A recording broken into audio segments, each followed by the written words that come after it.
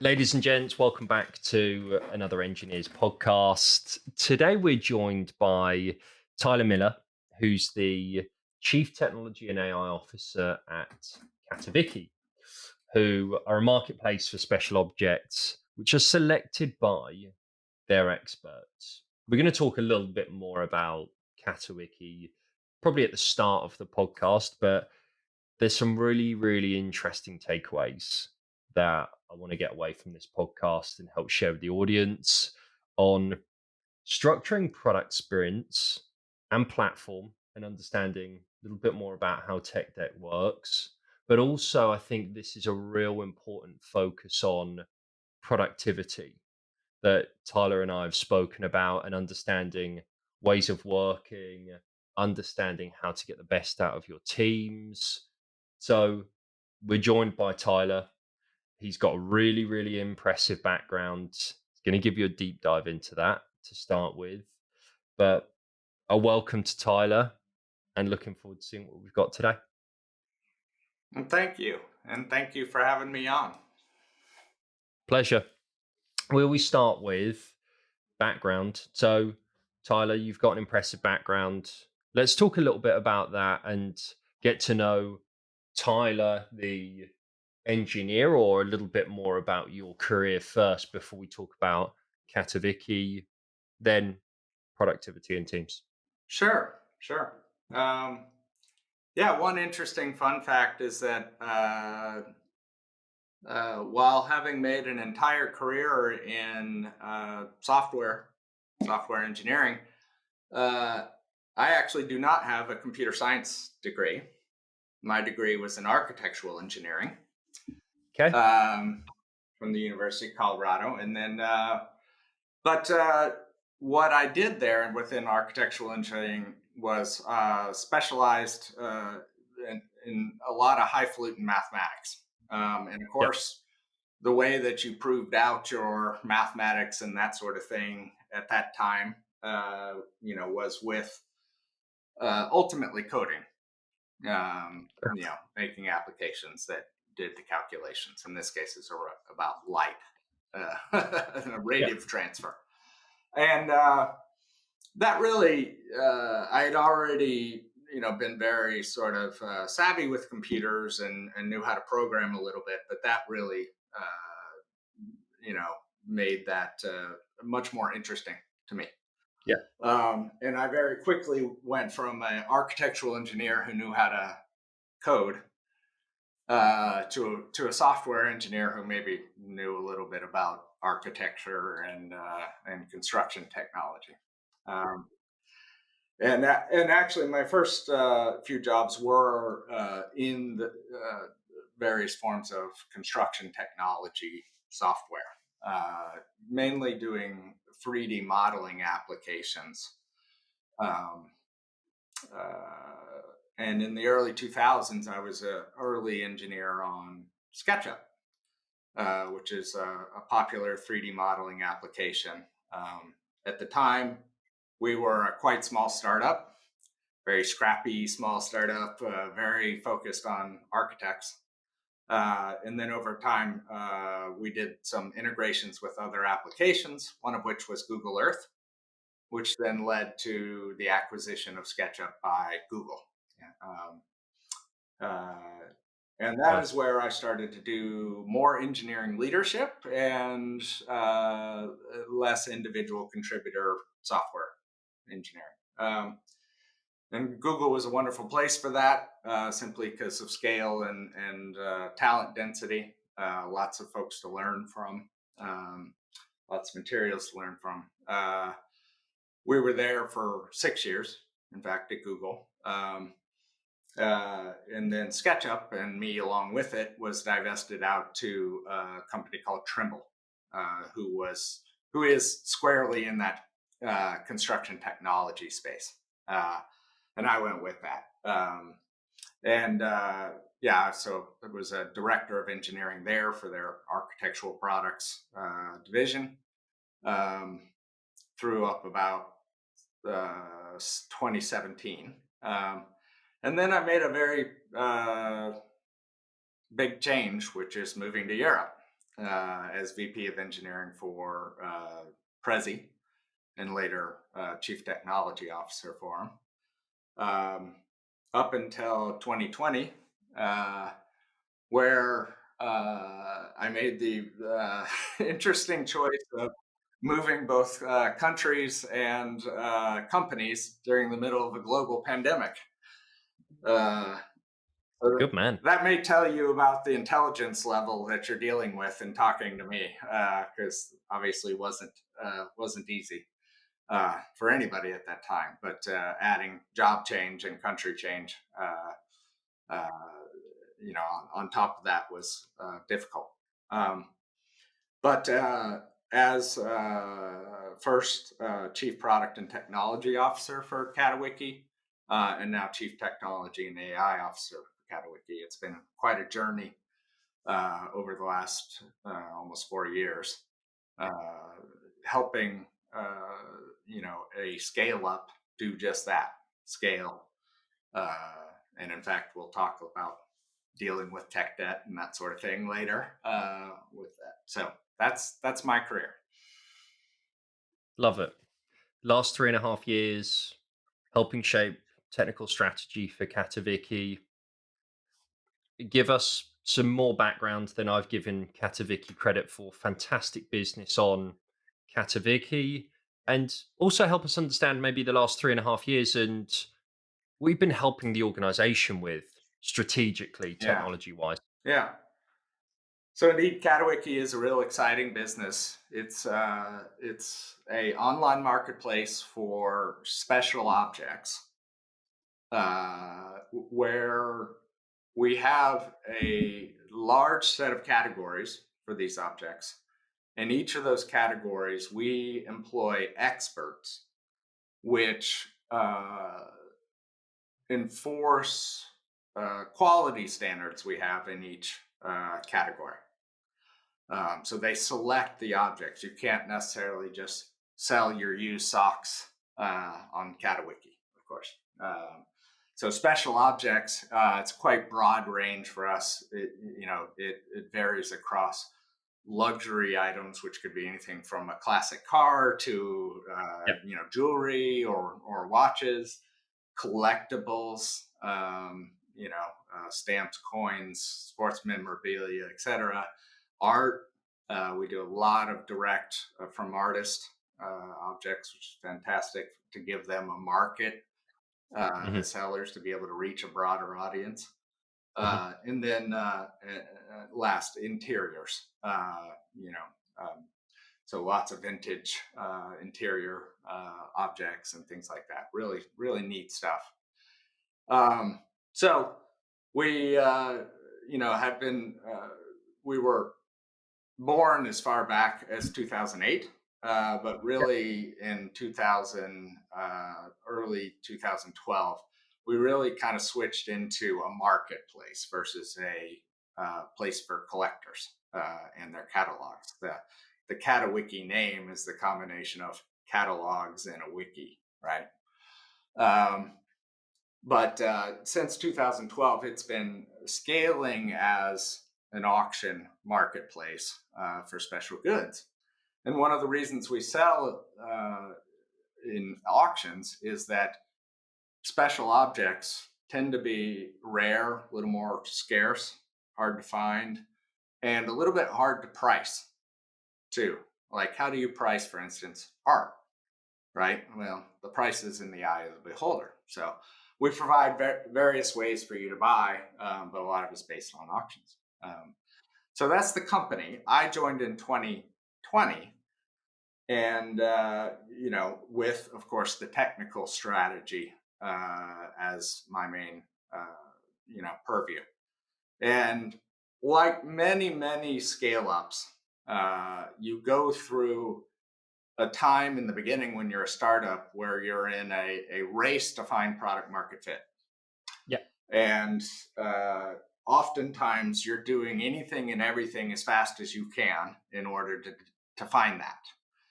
And you're not necessarily thinking about longevity and will this scale to, not 50 objects bought, on a day, but 500,000, someday, right? Yeah.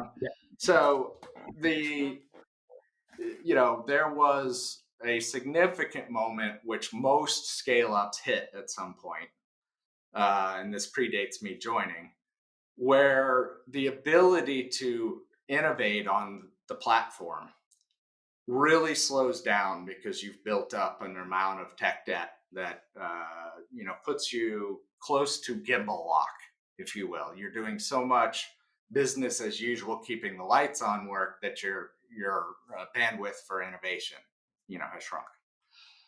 So I came in, during the dig out from that moment, and that is not a that is something I've seen in basically. There's a moment like that in every place that I've worked, um, and yeah. So indeed, the first year and a half or so was really about how do you organize that dig out with all the dependencies that you have, and it's of course very situational.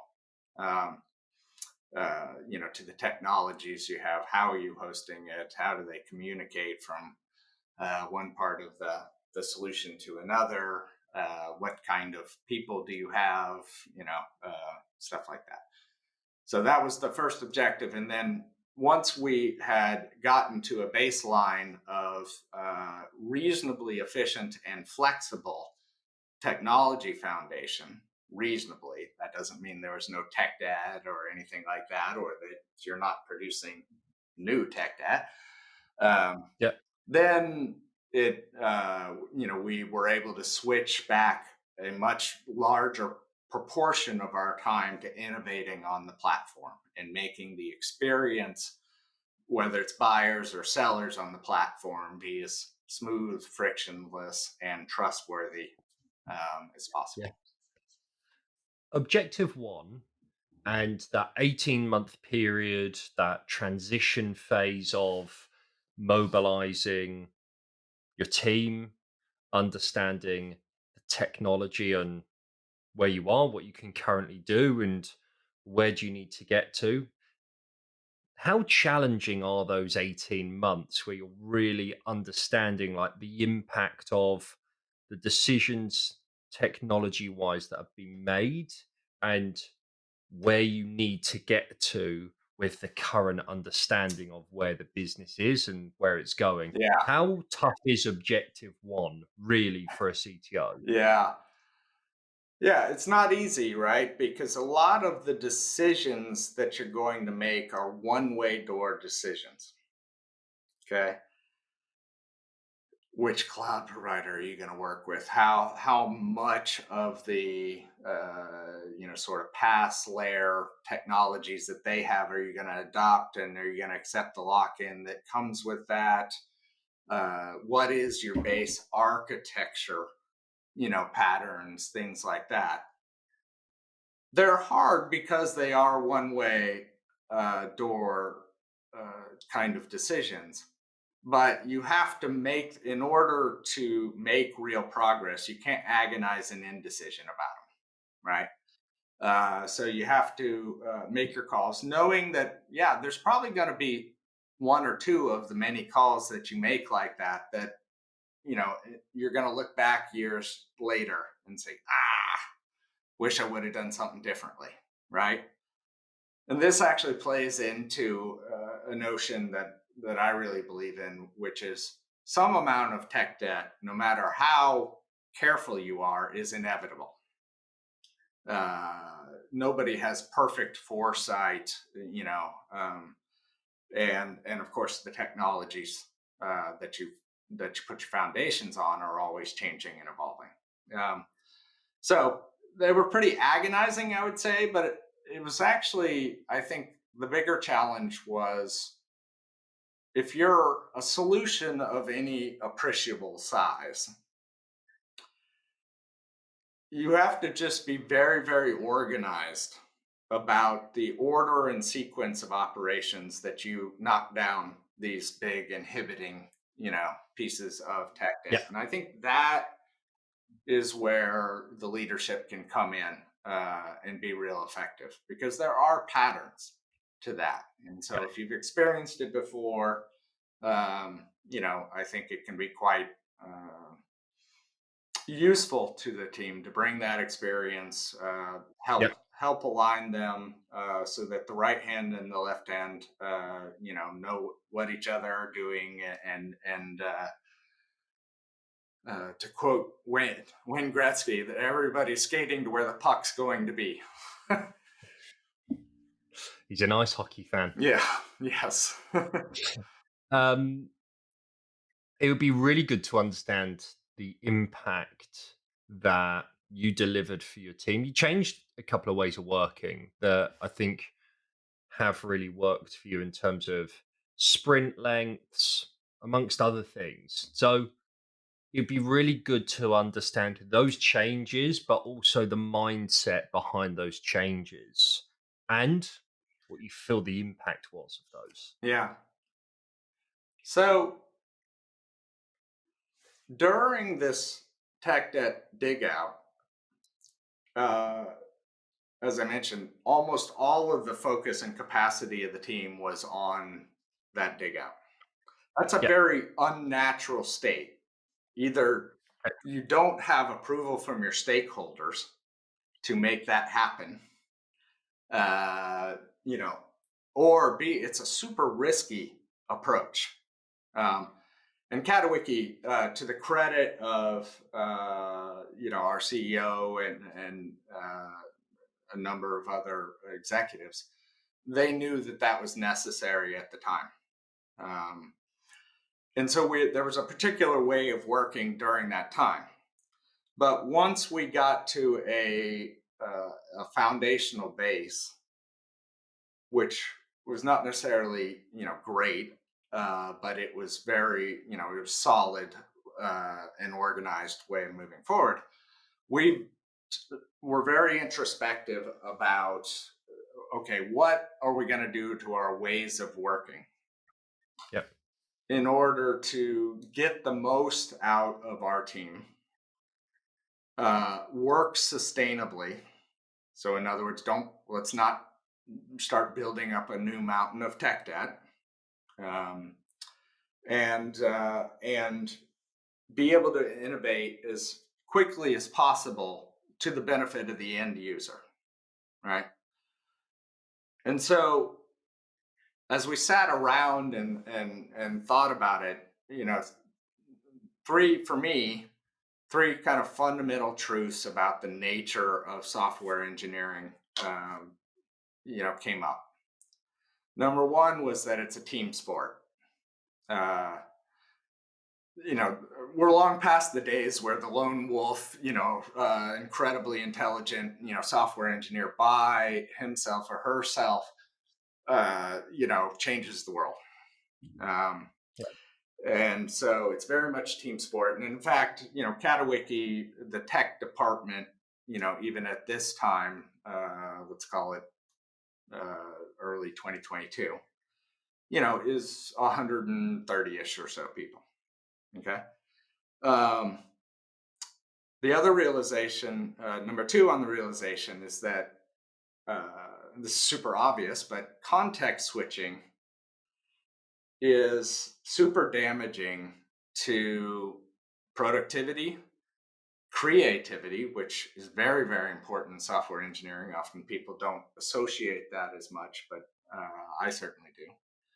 And also quality, right?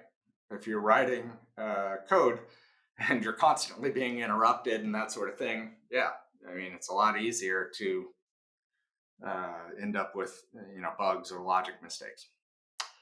And then number three was this thing that, hey, look, tech debt is inevitable to happen. So how do we need to manage it in clever ways that align with with the nature of people and the nature of software engineering overall. So that was kind of the problem statement in front of it. And then it became, solution space, right? What do you do to manage tech debt, manage context switching, and make sure that people are set up and enabled to work together as a team? The phase of the company and the nature of your technology probably changes to the solution that you would come to in ways of working to deal with these things. So what we did, I wouldn't necessarily say is the right thing for every company and technology to do. Uh, but I think it served us pretty well, on these fronts. So what we the number one part of the solution was recognizing that moving from working on your technological foundations, tech debt, and tech foundations, is a very different kind of work and mentality than when you're working on implementing capabilities or features in your platform ultimately for the end user, right? Yep. And that switching those mental modes is frequently is not helping anybody. Yet I think anybody and everybody that's been around, even if they're not technical, if they've been around and part of tech enabled businesses, recognize that if you don't invest in managing tech debt, you're going to end up, in a situation where you can't innovate anymore. So step one was to secure an agreement and alignment with my fellow management team members of what is the level of investment that we put into managing the tech foundations. Okay. And based on the state of your tech foundations, this could vary the percentage, right? For us, what we agreed on was 20% of our capacity, right? And much of my arguments to them was actually that level of investment will actually end up manifesting in us being able to develop product for the benefit of the user sustainably at a faster rate. Yep. So for the very next initiative, it doesn't make it go faster, right? But the next one and the next one and down the line, it does. And fortunately, my colleagues on the management team understood that, and so we had that agreement on the investment level, if you will, in that. Yep. Now it's up to me and my team to decide, okay, how are we going to spend that investment to the maximum effect, right? Considering that, hey, this is a team sport, and that context switching is not a great thing, right? So I thought about this a lot. And actually, I had an experience earlier in my career where, if you just tell your agile teams or your scrum teams or whatever methodologies you're using, okay, you got 20%. Go figure it out. One team will say, okay, we work in 2-week sprints, and so therefore the last 2 days of every sprint we're going to make maintenance days or something like that. And then some other team will say, nah, it's actually better if we spend that time as the first 2 days of each sprint for some reason. And a third team is going to say, you know what, we're going to intermingle on our backlog, the kind of tech foundation work along with the product initiative work. Okay. And there may be valid reasons that all of them are saying that, but it violates the context switching rule. Yep. It also violates the team sport rule, because the nature of the tech foundation work actually is more horizontal and less vertical as in your agile teams. There is some of that, of course, right? But a lot of times it is transformations in your underlying tool chain, your build systems, your your development environments for DevX type stuff. It can be swapping, components, frameworks that we use across many teams, right?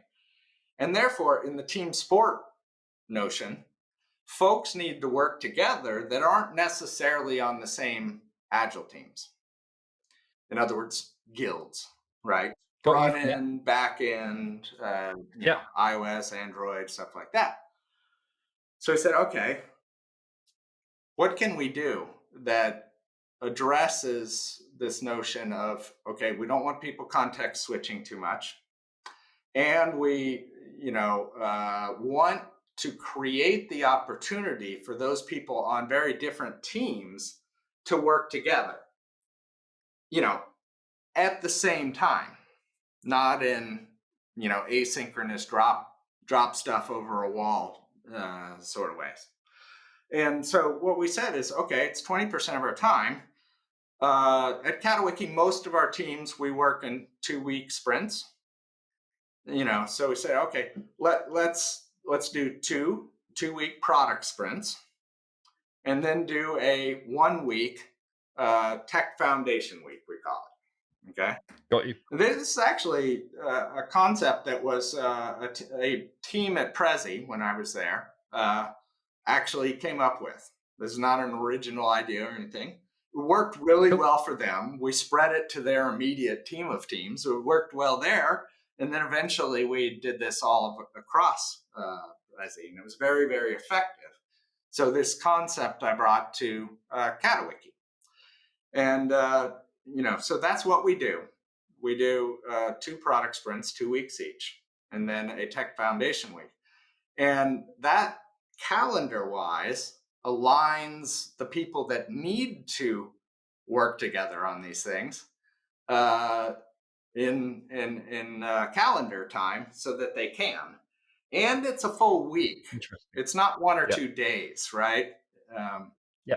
have you ever heard the joke about hackathons? 48-hour hackathon, spent 40 hours setting up my development environment. Yeah. You don't want that effect in the time that you're Makes allocating total to your sense. tech foundation week. Makes total sense. I knew you saw the benefits from this team structure. It's really interesting. I know we started the question around technical strategy for Katowiki and your objective one, and how it's then translated over into, I think, your beliefs of how you should set up teams and your understanding of how teams can work really well together. But your 3 principles of team, no context switching, this one's important too. That 5th week foundation, if you like, or the 1 week allows for that collaboration with no context switching. I think there's some really nice takeaways there for people when they're thinking about embarking on a long-term technical strategy, as in how do you do it? How do you really do it? And that approach from Prezi seemed to have worked really well. What other things do you think worked well? I know we've spoken offline about observability, feedback loops, but just go more into your thought process around how you introduced those. They're not even metrics. Observability, yes, but observability or metrics into some of that communication, feedback loops into communication, and how teams actually talk to one another. Yeah. Yeah, one of the things that we do is we do establish guilds Okay. for think about them as aligned to our tech stacks, whether that's a client side tech stack like a mobile application or a web front end or back end. And those guilds have a leader. Uh, Often we actually rotate this leader every year or two just to give Okay. people, uh, it's a role, not a job, Yeah. a leadership role, if you will. and gives people a chance to grow. That's another advantage, of working this way. Um, and they're responsible for looking at their tech foundations and organizing the group to make really good decisions about what is the most efficacious things that we can do to make us more efficient or more flexible in the foundation. um, and of course some of our principal engineers do have some oversight on this as well. And none of this is not instead of having some horizontal teams, platform team. We do, in fact, have a horizontal platform team with, SRE, site reliability folks on there, and folks that concentrate on our developer environment, where their customers are our vertical development teams. So it's not a either or. Um, but yeah, those guilds are quite effective in making sure that time, during Tech Foundation weeks is used to the best effect. Um, so I think that's quite helpful. And then, of course, you can get quite specific into the technical architecture that you're after and such. Yeah. Does that approach change at all? I know we've spoken about just here platform specific teams and product specific teams. Does the approach change at all within, let's say, different guilds? Yeah, and some of the team structure that we're talking about, does that change at all? Yeah, it does. Quite often, uh, when you're talking about product teams and or platform teams, the engineers on the team are reporting directly to an engineering manager for that team, right, or a tech lead manager, depending on what titles you use, right? And so there's a hierarchical relationship and accountability there, whereas guilds cut across those teams. And there's not a reporting structure that way. That's okay. You do have a guild leader for that. And like I said, we report it, but or we rotate it. But it's not not a hierarchical thing. So it's a much more collaborative, a bit egalitarian thing. And what you find is that there's difference in the nature of the coaching necessary and the leadership by the guild leader necessary to make sure that the group converges on aligned priorities, and that you are being very careful about it not turning into everybody's got their sort of piece of the stack that they want to improve, and they got if there's 10 people on that stack, and that they're doing 10 different things, instead being real clear about, okay, what is the most impact over effort that we can get, and let's make sure that we put a critical mass of people on there to drive that transformation or swap of a framework, or whatever it is, to completion as fast as possible, rather than a small amount of progress on 10 different things. So that is a little tougher to manage, but it's fine within guilds. Got you.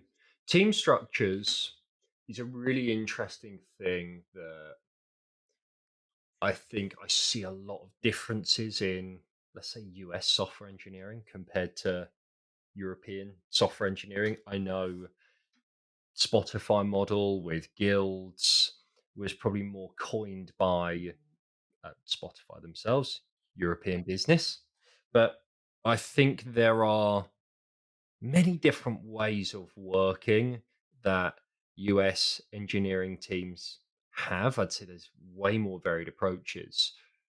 Can you give us your experience of the real differences between the way in which the two technology function do you think operate? Sure, sure. I think there's a lot of concepts that are out there that are pretty universal and understood Yeah, regardless of continent. Uh, and often people do work that way just fine. And it's quite similar in both. But I think the capital environment in the U.S. and that we're talking entrepreneurial, money here. yes, that it's more available. Yeah, Um, it's a lower, it's a lower regulation environment, and uh, you know, the way, obviously VC, work was just earlier there, perhaps, right? Um, and that, led to a lot of entrepreneurial spirit. And one of the things I see in the U.S. is that when folks are part of it, everybody's part of it that joins that bit. Um, that's a little bit different. Obviously, societal values and labor laws and stuff are different, in different countries and stuff, and that does affect, some bits of the culture. In some ways, it's positive. Some ways it's not helpful if you're, super supposedly agile startup, right?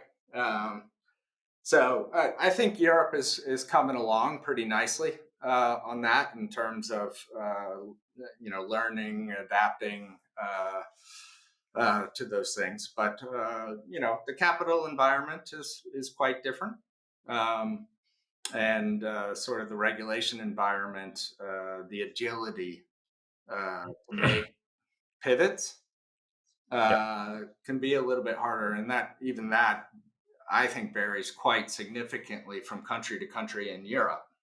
Um, yeah, so may not be remotely the same in the UK as say here in the Netherlands versus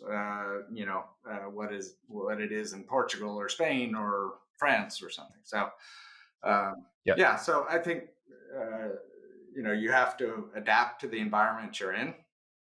I yeah, think the labor force in tech companies in Europe is much more multicultural. yeah, And I actually very much like that. I think a real mix of backgrounds and cultures in a team. Uh, I've observed, especially at Catawiki, which is probably the best example that I've worked at in terms of folks. We have people from over 50 different nationalities just on our tech team. So more than that as a country. And I think when we all come from different backgrounds and things like that, we all give each other just a little bit more rope, right? yeah. When we're I collaborating agree. with each other, and that's a really enjoyable environment. Completely agree. Have you noticed any differences? I completely agree as well on how I think companies in the US are built versus how companies in Europe are built.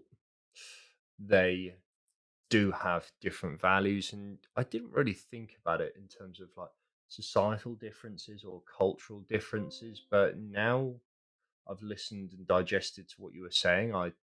I really do see that. In the capital environment, you're right, is different. There is this attitude, especially in the US, to get money, execute faster, do it as a collective, whereas there's probably more of a founder's mindset. This is just my own opinion, but a founder's mindset and grow it that way. And there's a lesser equity pool for people that then come and join the business. And it's usually a little bit slower to grow than I think the US is just like Yep. Yeah, I think straight. there is. Yeah, those differences you point out are pretty spot on. I think in the capital, it's much more common for everybody to have, some amount of equity. skin Yeah. in the game, if you will, in being part of a startup. And those, if you're an individual contributor or maybe younger in your career, the quantity of that may be quite small, but that can make a huge difference for you in your life because those things, if handled well, if there's a good exit and that sort of thing, and you handle your money well, end up being life changing. Uh, Yeah. Going through several acquisitions, myself, in the U.S., that, indeed, and I was not a founder or anything in those, right? So it helps you work together as a true team, all pulling in the same direction. Meaning, Definitely. I don't think anybody wants an environment where it feels like there's a separation Yeah. between the management or the founders of something and the employees of it, especially if it feels adversarial, or I want to get the most out of this company that I can possibly get for me. I think of course in the perfect situation it feels like, hey, we're all building this great thing that we believe in together. Um, And yeah, some of the structural things that are more normal in the US can help with that. It's not an absolute, that Yeah. works and what's done over here doesn't, but it's becoming more common, Yeah, for I think folks so. to have equity in the startups and scale ups here, I think so. and folks understanding the value and the nature of that stuff is a big deal, I think, too. Uh, I have seen over here in Europe, uh, both at Prezi and a little bit at Catawiki, where we have programs for that. And Okay, good. uh, it's not deeply understood the value of it. Uh, uh, so I think that becoming more kind of understood within these organizations, even taught, by the CFO or his team or something like that, what these things mean can be important too. Okay, good. Do you notice any stark differences between like foundational level software engineering between US and Europe? Uh, no, no, I don't think so. I think the information flow of the tools and techniques in software engineering is pretty prevalent these days, and so uh, because there are so many companies that are large tech companies based in the U.S. Yes, indeed, some of those things, just quantity wise, emerge from there more than, say, companies here in Europe. But I don't think that that's any indication of a difference in, talent Yeah. here or there. It's more of an indication of length of being at this. Yeah, um, I agree with that. yeah, yeah. So I have, in my tenure here in Europe, I've just worked with some of the most amazingly talented folks from all over the world. So I think we've got that's not a difference or a make or break between companies there. Yeah, density's incredible, diversity's incredible. Um, yeah, I'd have to agree there.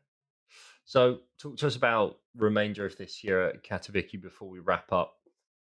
What's on the agenda for the business? Where will you be hiring? If you are going to be hiring, set the scene or close the scene for us, Yeah. so to speak. So as with all businesses, we have great intentions of growth, and plans for that. Everybody has been facing a tough macroeconomic environment for the last almost 24 months now, and especially in Europe. We've been able to grow throughout that time. Uh, Maybe not as fast as you'd do in a normal environment, but still growing. So in that sense, we've been very fortunate, and we've worked real hard to achieve that. And so, indeed, we are, going to be hiring. The quantities are maybe not as much as they were before, but one of the things that is a huge strategic objective for us in terms of growing the capabilities of our company, ultimately for the benefit of our end users, is we're setting up an additional tech hub in Lisbon. Yeah, So we've started hiring there. For us, this is a play to simply cast a wider net for talent. We believe in the value. We work in a hybrid manner, 2 days in the office, 3 days from home. And we believe that value of that in-person collaboration, not often, but a couple days a week, is still worth having hubs. So Amsterdam is our main hub to date for the tech department, but Lisbon is going to be our second.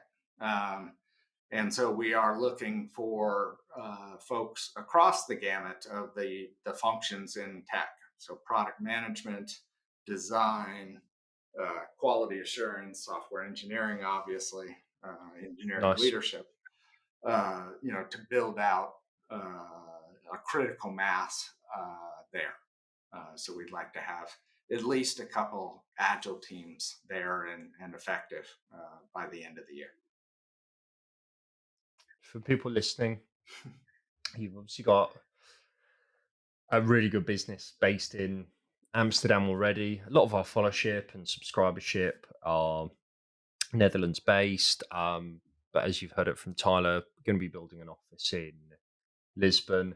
I want to say massive thanks, Tyler. I think delivering your experience, structure of the team, technical direction of Catawiki, and a little bit more about the business has been really great. It's been profound. It's been pretty good to understand how you've done things, how you've shaped things, and some really interesting points on the US and EU differences of company building and the mindset behind that. So, extending a big thanks to you. Thanks for coming to join us. Well, thank you for having me on. I very much enjoyed it. Good. And for everyone listening, career sites below where people can see in the descriptions, and you've got Tyler's LinkedIn page as well, so you can check his background out. If everyone else likes, shares, reposts, and subscribing is what keeps contributing to our community. Come and like this one. Come and do exactly the same as what you've all done before. And a big thanks from us, from everyone at Engineers. And Tyler, thank you. Hey guys, thanks for watching this episode. Massively appreciate you listening and checking in with us. If you want to find out more about us and what we're doing, please check us out on social media. What we're trying to do at Engineers is build a community to drive knowledge sharing and experiences. On Twitter, we can be found Engineers.io. It's no underscore. We've also got a website, which is engineers.io. These links will all be posted in the description. Any feedback and comments are massively appreciated. We're always looking to improve on where we can. Thanks, guys.